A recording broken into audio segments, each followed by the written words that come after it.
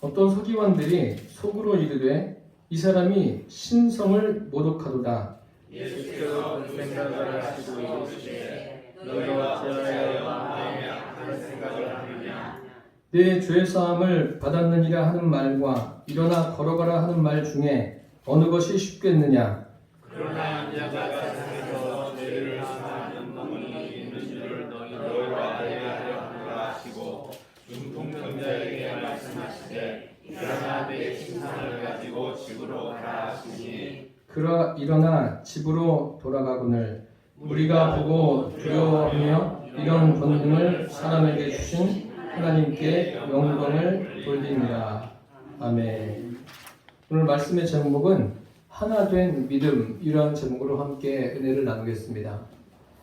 여러분들은 사람을 볼 때 무엇을 보십니까? 사람마다 다 다를 겁니다. 내가 상대방을 볼 때 나는 무엇을 본다. 보는 그 시각도 다를 것이고 어떤 관점도 다를 겁니다. 그렇다면 예수님께서 사람을 보실 때 무엇을 보실까요? 한 중풍병자를 4명이 데리고 예수님께 와서 고침을 받습니다. 이 사건을 통해서 예수님께서 말씀하시고자 하는 것, 그 중요한 말씀이 무엇일까요? 오늘은 그것을 함께 나누겠습니다. 첫째로 예수님이 보시는 믿음입니다. 하나 된 믿음이라는 것은 예수님이 보시는 믿음이라는 거예요. 침상에 누워있는 중풍병자, 그의 삶이 어떠했겠습니까? 참 하루하루 고단한 삶을 살아가는 사람입니다. 이 중풍병자를 4사람이 침상째 들고 예수님을 찾아왔습니다. 오늘 성경에는 자세히 이 본문에는 기록되어 있지 않지만 이 말씀이 마태복음과 마가복음, 누가복음 3곳에 기록되어 있는데 종합해서 말씀드리면 예수님을 찾아왔는데 예수님이 말씀을 전하고 계셨습니다. 그런데 사람이 얼마나 많은지 집 안에 들어갈 수가 없게 되었습니다. 그러자 이 사람들이 지붕에 올라가서 기와장을 다 벗깁니다. 지붕을 뜯어내고 침상채 예수님께 내립니다. 이 내용이 근데 오늘 마태복음에는 기록되어 있지 않습니다. 왜 기록되어 있지 않을까요? 그 지붕을 뜯는 일도 굉장히 참 번거롭고 사람들에게 놀랄만한 일 아닙니까? 저것을 다 어떻게 감당하려고 저런 일을 할까? 그런데 그 지붕을 뜯는 그 현장보다 더 중요한 것이 있음을 예수님께서 우리에게 말씀해 주시려고 마태복음에는 이 사건을 자세하게 기록해 놓지 않고 있습니다. 그 중요한 게 무엇일까요? 오늘 본문에 이렇게 기록되어 있습니다. 그들의 믿음을 보시고, 예수님이 보시는 게 무엇입니까? 예수님은 사람들의 믿음을 보십니다. 오늘 교회 나올 때도 예수님께서 보시는 것은 우리의 이 외형적인 것이 아닙니다. 사람들은 외형적인 것에 많은 관심을 가지고 있죠. 육신을 입었으니까요. 그것은 뭐 어찌할 수가 없어요. 그렇지만 예수님의 관심사가 뭐냐? 예수님의 관심사는 그들의 믿음입니다. 지금 수많은 사람들이 말씀을 듣고 있는데 그들 안에는 믿음이 없어요. 그런데 예수님은 그들의 믿음을 보길 원하세요. 그런데 심상채 내려옵니다. 내려오는데 그들의 믿음을 보셨다라고 말씀하고 있습니다. 우리도 예수님이 보시는 것을 볼 수 있게 해달라고 주님 앞에 구하게 되기를 바랍니다. 예수님은 지금 우리를 보시면서 뭘 보신다고요? 믿음을 보시는 거예요. 내 안에 믿음이 있는가 없는가 그것을 보십니다. 우리 눈으로는 안 보이죠. 여러분들이 옆에 있는 분을 보세요. 믿음이 보이세요? 우리가 알 수 있는 것은 뭐예요? 짐작하는 거예요. 저 사람이 열심히 교회 나오니까, 열심히 봉사하니까 믿음이 좋을 거다. 그럴 수도 있고 그렇지 않을 수도 있어요. 그런데 예수님은 정확하게 아세요. 저 사람의 믿음이 어떠한 믿음인가, 저 목회자의 믿음이 어떠한 믿음인가 정확하게 알고 있습니다. 그래서 저는 날마다 이 한 주 한 주 단에 서는 것이 두렵고 떨리는 거예요. 왜요? 장차 주님 앞에 서게 되니까요. 그래서 한 주 한 주뿐만 아니라 하루하루가 주님 앞에 두렵고 떨리는 거예요. 내가 과연 믿음을 가지고 설교를 하고 있는가? 믿음을 가지고 인생을 살아가고 있는가 저를 점검하고 있습니다. 왜 그런가 하면 성경을 읽어보고 또 읽어보고 읽어봐도 예수님이 보시는 것은 다른 것이 아니라 믿음 외에는 보는 게 없어요. 한 번은 예수님께서 그 광야에서 많은 사람들에게 말씀을 전하시고 그들에게 떡과 물고기로 먹이십니다. 그런 다음에 제자들에게 먼저 건너가서 있으라 하고 그들을 배 태워서 보냅니다. 제자들이 배를 타고 가는데 시간이 많이 지났어요. 그리고 예수님은 한적한 곳에 가서 기도하시고 배가 잘 가다가 바다에 풍랑이입니다. 풍랑을 만나요. 그러니 풍랑을 만났으니 얼마나 두렵겠습니까?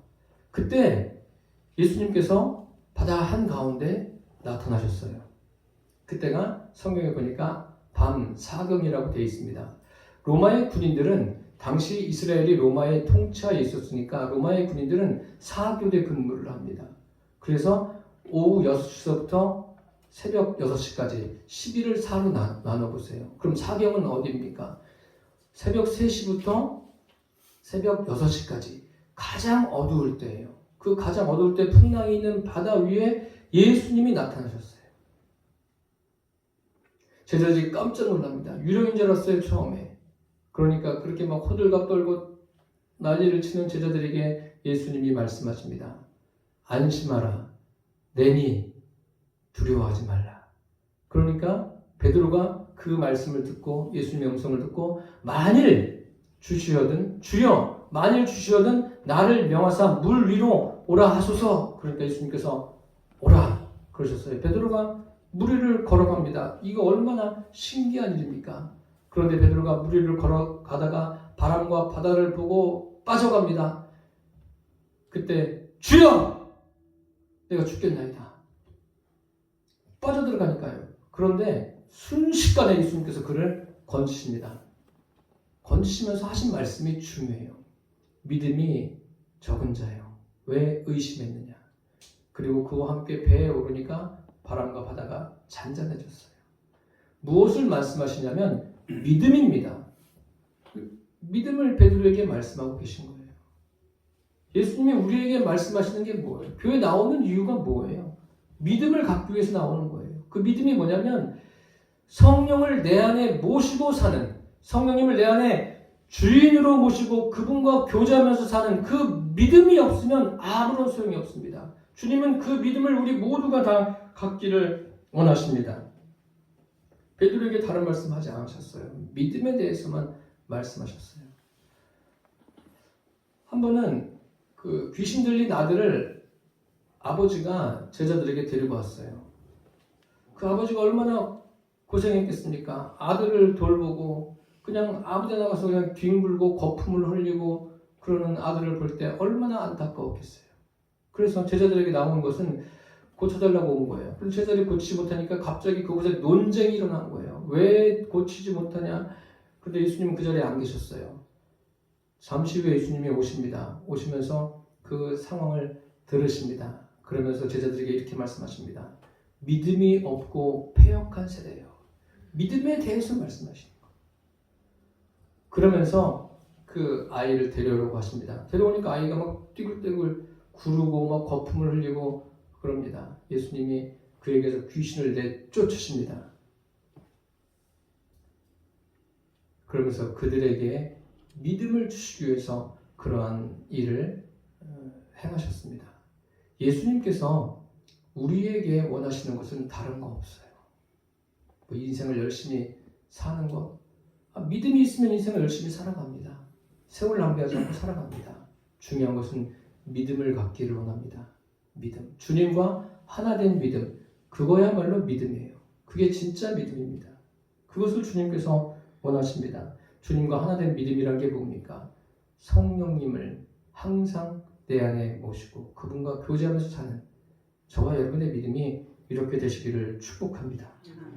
성경을 읽어보십시오. 믿음의 사람들의 삶이 어땠는지 참 보면 고단해요. 특별히 야곱 같은 경우에는 그가 애굽 왕 바로 앞에 섰을 때 험악한 세월을 살았다. 여러분들도 인생을 살아보시면 야곱처럼 그런 일을 겪지 않으셨지만 인생이 참 험하구나. 그것을 경험하지 않습니까? 맞습니다. 인생은 험해요. 그런데 이거를 2번 살려면 사시겠어요? 저는 한 번 사는 게 참 감사하다고 생각해요. 이 주님이 그렇게 정하신 것이죠.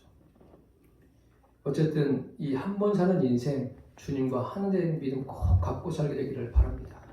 둘째로, 하나 된 믿음은 삶의 장애물을 뛰어넘는 믿음입니다. 침상에 누운 중풍병자를 예수님을 만나기 위해서 4사람이 데리고 왔습니다. 근데 문제가 생겼어요. 사람들이 얼마나 많은지 들어갈 수가 없는 거예요. 그 사람들이 장애물이 된 거죠. 그런데 이 사람들이 생각을 합니다. 어떻게 할까? 궁리 끝에 지붕으로 올라갑니다. 지붕을 뜯어내요. 그럼 생각해 보세요. 그럼 그 뒷감당은 누가 하는 거예요? 지붕을 뜯어내면 그 건물을 훼손시키는 건데 이 사람들이 다 변상을 해줘야 돼요. 그래도 하는 거예요. 그것을 다 감수하고 하는 거예요. 그들 앞에 있는 장애물을 뛰어넘기 위해서 다 지붕에 있는 것을 걷어내고 침상째 내립니다. 그리고 사람들이 침상이 지붕에서 내려오니까 다 거기에 집중하죠. 집중하면서 뭘 보는 거예요? 그 사람을 보는 거예요. 그리고 4사람이 보이지 않습니까? 지붕이 뻥 뚫렸으니까. 그리고 침상에 내려오는 사람. 저 사람은 뭔가? 거기에 집중하는데 예수님은 뭐에 집중하십니까? 그들의 믿음을 보신 거예요. 이 사람들이 이렇게 지붕을 뚫고 예수님을 만나지 않습니까? 중풍병자가. 이것이 믿음의 행동인 거예요. 믿음이 없으면 이렇게 할 수 있겠습니까? 여기까지 왔는데 예수님 만나야지. 지붕을 뚫고라도 만났어요. 그럼 생각해 보세요. 중풍병자 포함해서 5명이에요. 5명의 의견을 맞추는 게 쉽겠습니까? 살아보니까 2사람 의견 맞추는 것도 쉽지 않아요. 근데 5명이 의견이 맞아야지. 어떤 사람이 이거 지붕까지 뜯으면 이거 누가 변상해 줄 건데 네가 할 거니? 이렇게 돼버리면 소용없는 거예요. 그런데 5명의 의견이 다 맞았다는 것은 뭐예요? 믿음의 행동이라는 거예요. 주님 안에 있으면, 진실된 믿음을 가지고 있으면, 주님과 하나 된 믿음을 가지고 있으면 어떤 상황에서도 우리가 지혜롭게 일 처리를 해나갈 수가 있습니다. 특별히 인생에 문제, 장애물이 없는 사람이 어디에 있겠습니까? 고난이 없는 사람이 어디에 있어요? 그런 것들을 해결해 갈 수 있는 것은 주님과 하나 된 믿음을 가지면 해결해 갈 수가 있어요. 공동체 안에서도 하나 된 믿음을 가지면 공동체가 당하는 어려운 일을 믿음으로 헤쳐나갈 수가 있습니다. 이것이 성경이 우리에게 증거하는 바예요. 모세가 죽은 후에 이스라엘에 여호수아가 지도자로 세워집니다. 여호수아가 자기가 하고 싶다고 한 게 아니라 하나님께서 여호수아에게 기름 부으셔서 이스라엘의 지도자로 삼으셨어요. 그리고 이스라엘 백성과 함께 가나안 땅을 정복하라는 사명을 주십니다. 그런데 그 사명을 받았을 때 가나안 땅을 그 이스라엘의 힘으로는 정복해 갈 수가 없는 거예요. 거기는 싸움꾼들이 모여 있는 거예요. 맨날 싸움만 하는 사람들이에요. 싸움에서 땅 뺏고 죽이고 다른 사람 거 빼앗고, 그런 사람들을 이 이스라엘 백성들이 어떻게 당해냅니까? 그런데 하나님께서 전략과 전술을 주십니다. 그게 뭐냐면 너희들은 가나안 땅에 들어가서 여리고성을 하루에 한 번씩 6일을 돌으라는 거예요. 엿새 동안은 하루에 한 번씩 돌고 7일째는 7바퀴를 돌으라. 그리고 제사장이 나팔을 부를 때 큰 소리로 외쳐라. 그러면 그 성이 무너지는데 뒤로 무너지는 것도 아니에요. 고고학자들이 그 발굴한 걸 보니까 성이 앞으로 무너진 거예요. 그러면 들어가기가 더 쉽지 않습니까? 하나님은 이렇게 정교하신 분이세요. 그리고 돌 때 한마디도 하지 말아라. 그런데 한두 사람도 아니에요. 수십만 명이 그걸 따라야 돼요. 그런데 참 희한하게도 수십만 명이 그대로 행합니다. 그대로 행해서 여리고성이 와르르 무너지는 그러한 경험을 합니다. 이것이 무엇입니까? 하나님께서 말씀하신 대로 따르려고 하는 믿음입니다. 이러한 믿음이 없다면 그들이 했겠어요? 왜 우리를 이렇게 고단한데 여기를 돌라고 그래? 그것도 말도 하지 말라고. 이렇게 말하겠죠. 그런데 그렇게 말하는 사람이 한 사람도 없는 거예요. 참 저는 이 여호수아서를 보면서 야, 이스라엘 백성들 얼마나 참 말이 많은 사람들이에요. 조금만 불편하면 불편하다, 원망하고 불평하고 하나님께 대해서 원망하는 거 아무것도 아니에요. 모세와 아론 원망하는 거 아무것도 아니에요. 그런데 한마디도 하지 않아요. 한마디도. 그대로 순종합니다. 하나님의 말씀은요, 있는 그대로 순종하는 자들에게 은혜가 임합니다. 이게 뭐예요? 하나님과 하나된 믿음이고 거기에 있는 공동체가 서로가 주님 안에서 하나된 믿음이에요. 말씀을 따르려고 하는 그러한 믿음, 이 믿음이 저에게도 여러분에게도 있게 되기를 바랍니다. 인생에 장애물 없는 사람 없어요. 성경에 다 보세요. 편안하게 산 사람 한 사람도 없어요. 주님을 믿으면 믿을수록 믿음이 깊어지면 깊어질수록 장애물이 더 많은 거예요. 사도 바울이 그렇지 않습니까? 가는 곳곳마다 고난이 있어요. 핍박하는 사람이 있어요. 그를 물론 도와주는 사람도 있지만 그를 괴롭게 하는 사람들이 더 많은 거예요. 그래도 믿음의 승리를 한 거예요. 이렇게 믿음의 승리를 할 수 있었다는 것은 뭐냐면 성령님과 사도 바울이 하나가 된 거예요. 하나된 믿음, 그리고 그의 신실한 동역자들과 하나된 믿음이 있었기 때문에 그 순교의 길까지 갈 수가 있었던 거예요.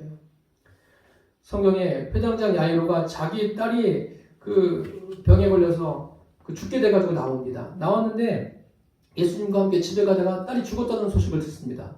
얼마나 큰 장애물이에요. 죽었어요. 끝났어요. 그런데 예수님께서 뭐라고 말씀하십니까? 두려워 말고 믿기만 하라. 믿음에 대해서 말씀하시는 거예요. 내 인생에 장애물이 있냐? 두려워하지 말아라. 믿음을 가져라. 그 믿음이 뭡니까? 믿음이 이제 오순절 이후에 그 믿음, 확실한 믿음이 뭐예요? 성령님과 하나 되는 믿음이에요. 그 믿음으로 저와 여러분이 우리에게 주어진 그 삶을 살게 되기를 바랍니다.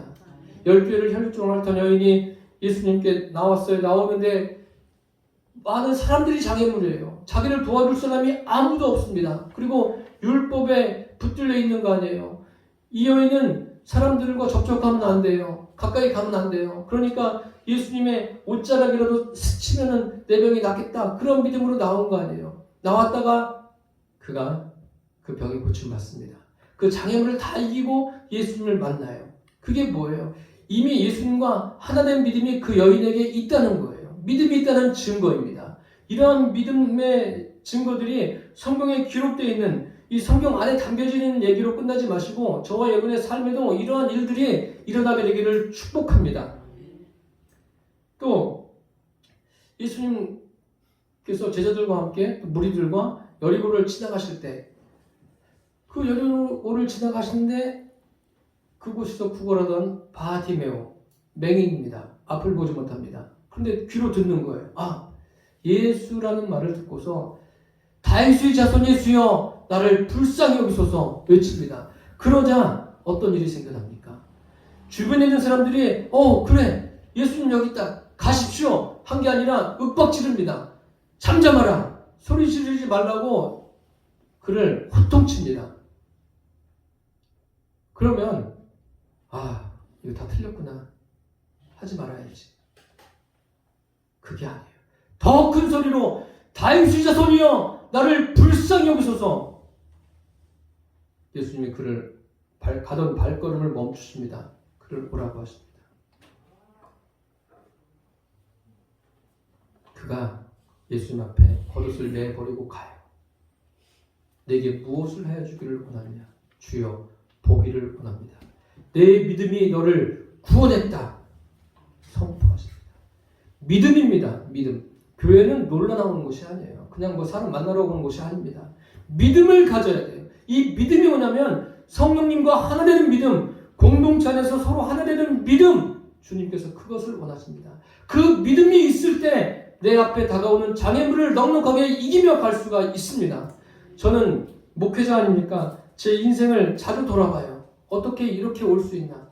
또 앞으로 나에게 주어진 길을 어떻게 갈까?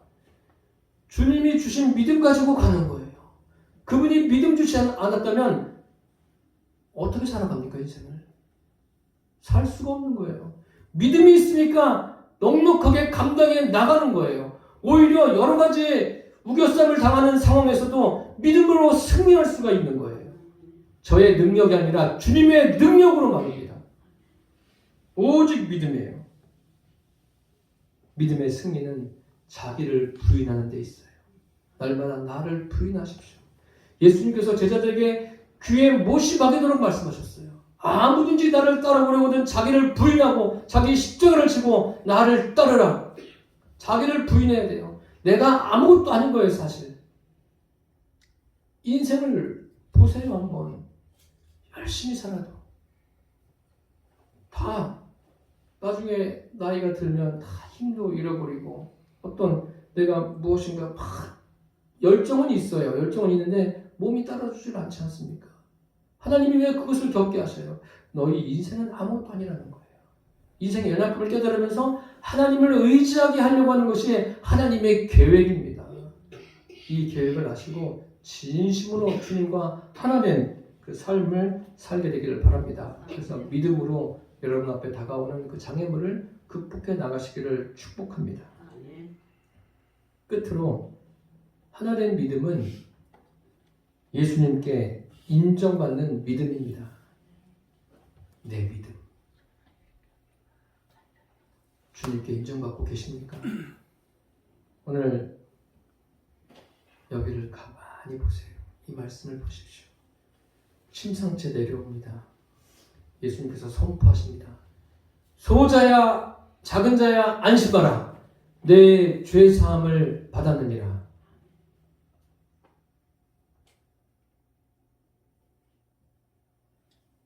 그들의 믿음을 보시고 죄사함을 받았다고 예수님이 선포하십니다. 주의가 조용합니다. 예수님께서 내 죄사함을 받았다. 믿음을 보시고 내 죄사함을 받았다라는 내용이 성경에 얼마만큼 기록되어 있는지 아십니까?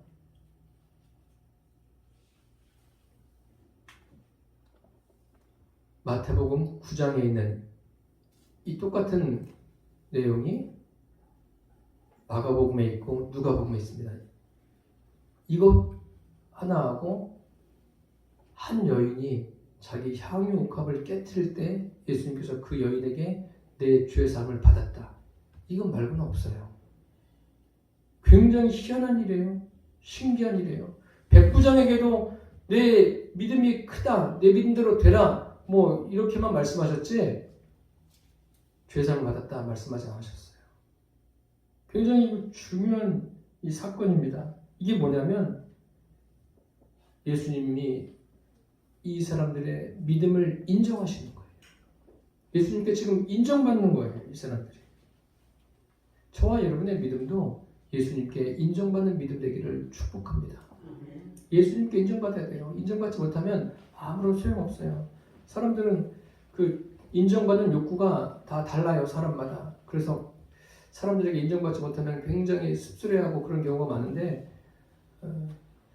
물론 그럴 수 있어요. 그럴 수 있는데 여러분 무엇보다 하나님께 인정받기를 힘쓰게 되기를 바랍니다. 하나님이 인정하시는 사람, 그 사람 인생을 잘 산 사람이에요. 그런데 오늘 본문에 보십시오. 예수님께서 내 죄사함을 받았느니라. 그런데 주님의 말씀이 선포될 때 사람들의 반응은 항상 나뉘어집니다. 그것을 수용하는 사람이 있는가 하면 물론 중립지대에 있는 사람도 있어요. 그렇지만 또 반대하는 사람도 있어요. 그런데 중립지대에 있는 사람이나 반대하는 사람이나 똑같은 거예요. 반대하는 사람 오늘 보세요. 여기 서기관들이 듣고 있어요. 듣고 있다가 깜짝 놀라는 거예요. 아니 참남하다. 신성모독이다. 이게 누가복음에 가면은 바리새인들까지 같이 이야기해요. 서기관들과 바리새인들이 이건 신성모독이다. 어쩌고저쩌고 막 이야기하는 거예요. 왜 그런가 하면 죄사함을 주는 권세는 누구에게 있습니까? 하나님께 있는 거예요. 그러니까 예수님이 내 죄사함을 받았느니라 그러니까 곧바로 들어오는 생각이 뭐예요? 신성모독이다. 자기들의 경험으로 이야기하는 거예요. 자기들이 가지고 있는 얄팍한 지식을 가지고 이야기하는 거예요. 서기관과 바리새인들 그 당시에 존경받는 사람이고 또 많은 사람들을 가르치는 지도자 위치에 있는 사람들이에요. 그러니까 그렇게 이야기하면 사람들이 그래 지도자니까 저 사람들의 말이 맞아. 그런데 예수님은 애들로서 말씀하지 않으세요. 뭐라고 말씀하시냐면 내 마음에 악한 생각을 한다. 악하다고 말씀하셔요. 그들이 가지고 있는 지식을 예수님은 악하다고 말씀하셔요. 그들의 생각을 아시는 거예요. 예수님은 지금 우리 생각을 아세요, 여러분.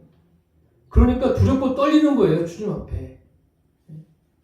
그거는 누가 하느냐? 나하고 주님과의 관계에서 나하는 거예요. 주님이 서기관들과 바리새인들에게 너희들 악하다. 그럼 악한 게 뭐죠? 악이 뭡니까? 믿음이 없는 게 악한 거예요. 예수님을 믿지 않는 게 악한 거예요. 사람들은 악이라고 하면 막 사람들을 괴롭히고 말로 괴롭히고 힘들게 하고 또 유해를 가하고 그런 것을 악하다고 하는데 그것도 악의 범주 안에 들어가죠. 그것도 악의 범주 안에 들어가지만 예수님을 믿지 않는 그것이 악한 거예요. 서기관들과 바리새인 선생들로서 믿지 않는 거예요. 믿지 않습니다. 그러니까 악하다고 하죠. 그 다음에 예수님께서 그들에게 그렇게 말씀하시고 그 다음에 뭐라고 하십니까? 잘 들어봐라. 죄사함을 받았느니라. 죄사함을 받는 것과 침상을 들고 걸어가라. 어떤 것이 쉽게 되냐. 그러면서 예수님께서 이렇게 말씀하신 이유를 그들에게 설명하십니다. 인자가 이 땅에서도 죄를 사하는 권세가 있는 것을 알리려 한다. 그러면서 중풍병자를 보시면서 뭐라고 하십니까? 내 침상을 들고 일어나 집으로 가라 하십니다. 이 말씀이 떨어지는 그 순간에 침상에 누워있는 중풍병자가 벌떡 일어납니다. 침상을 들고 집을 향해서 갑니다. 지붕으로 간 게 아니라 이제 걸어서 나간 거예요. 누워서 들어왔는데 걸어서 나갔습니다. 그러면 여러분들이 이 광경을 목격했다면 무슨 생각이 드시겠습니까? 여기 있는 사람들이요, 말씀을 듣다가 뭐라고 그럽니까? 하나님 영광을 돌립니다. 이러한 권능을 사람에게 주신 하나님께 영광을 돌립니다. 하나님께 영광 돌린 거 맞습니까? 자기들의 만족이에요.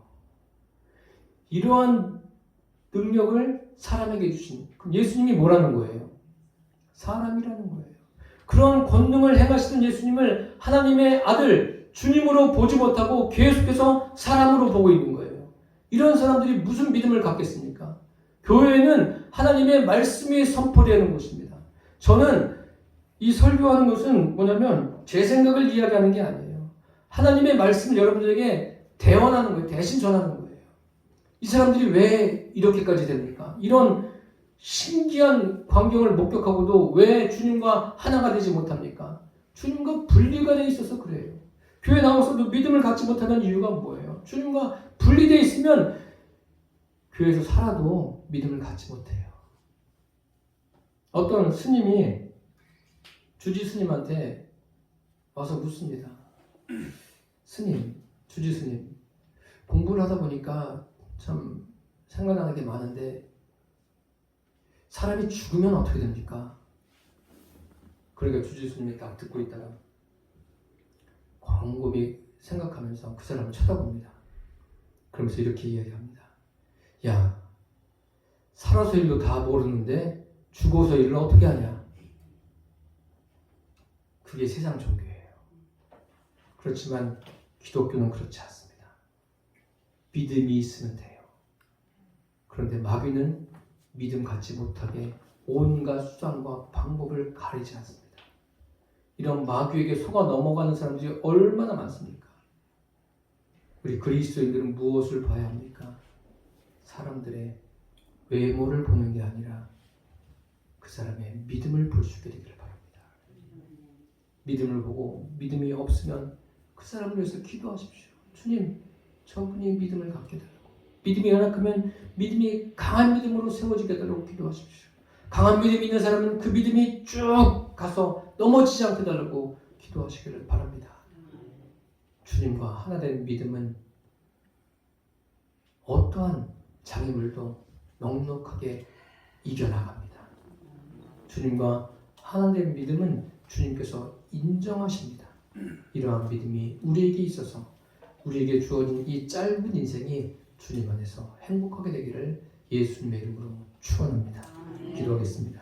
살아계신 주님, 하나된 믿음 주님과 내가 하나된 믿음을 갖게 해주셔서 감사합니다. 주님 안에서 하나된 믿음을 가지고 살아감으로 예수님께 인정받고 또 우리 앞에 다가오는 모든 장애물을 넉넉하게 뛰어넘게 하여 주옵소서. 예수님의 이름으로 기도드립니다. 아멘.